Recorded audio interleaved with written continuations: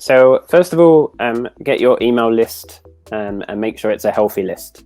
Make sure that you've not got spam people that you're sending to. Make sure that the people that have signed up want to get your email, so they've either opted in or they've double opted in or something like that. So if you've got a healthy list, that's number one. Number two is probably personalization. So you've got their first name. That's the start of personalization. Say hello and hi Jay or hi Bhavya, and give them some more information. That's going to feel a bit more personalized. Next, try and get a little bit more data on them to make it a little bit more personalized. So if you sell coffee, what type of coffee do they like? Maybe send them a specific email for that type of coffee.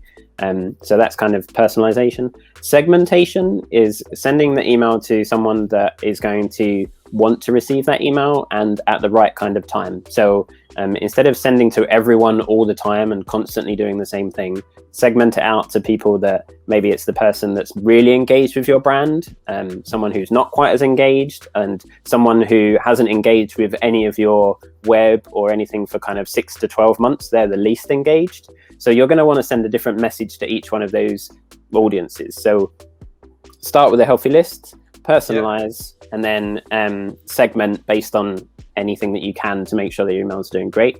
Fourth is probably in terms of development and design, you're looking at accessibility and making sure that your emails are accessible to as many people as possible.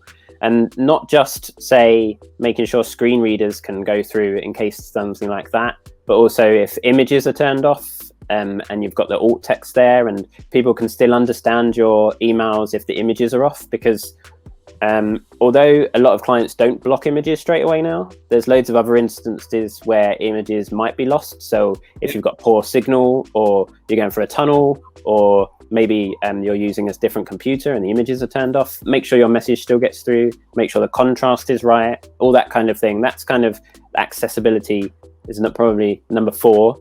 And then number five is kind of the content. So make sure what you've got in the email is the right thing. There's no, a lot of people fall into the trap of, I have to send an email every single Wednesday because my boss says I have to send an email on Wednesday, but they don't have anything to say, or they don't have anything good and engaging to say. So they send an email, but then the more times you do that and someone opens your email and says, oh, well, there's nothing really in here, I don't really like that, they're not going to open it next time you send them an email when you have got something important to say. So although regular emails are good, making sure your content is good in those emails is probably more important. So I'll try and sum them up if I can. So number one was a healthy list. Number two was personalization. Three was segmentation. Four was accessibility. And then five is the content that's in your email.